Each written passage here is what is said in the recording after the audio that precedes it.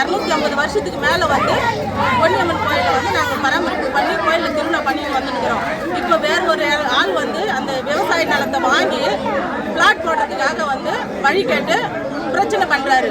ஏற்கனவே நாங்கள் வந்து கலெக்டர்கிட்ட எஸ்பி கிட்ட மினிஸ்டர் கிட்ட எம்பி கிட்ட எல்லாருக்கிட்டையுமே மனு கொடுத்துட்டோம். அவங்க வந்து எங்களுக்கு இந்த பிரச்சனையை வந்து தீர்த்து கொடுக்குறேன்னு சொல்லியிருக்கிறாங்க. ஆனால் அதுக்கு இடையில இந்த மயிலழகன்றவர் தான் கேஸ் கொடுத்தாருன்னு சொல்றாங்க. ஆனால் அந்த மயிலழகு இது வரைக்கும் இங்கே வரல.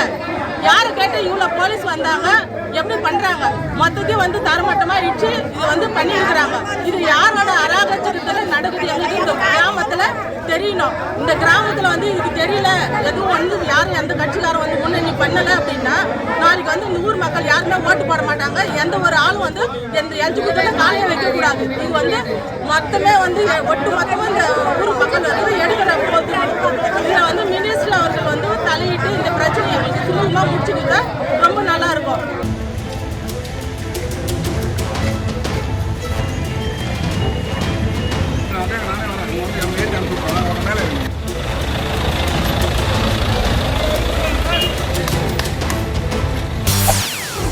செய்திகளை உடனுக்குடன் தெரிந்து கொள்ள உடனே சப்ஸ்கிரைப் பண்ணுங்க.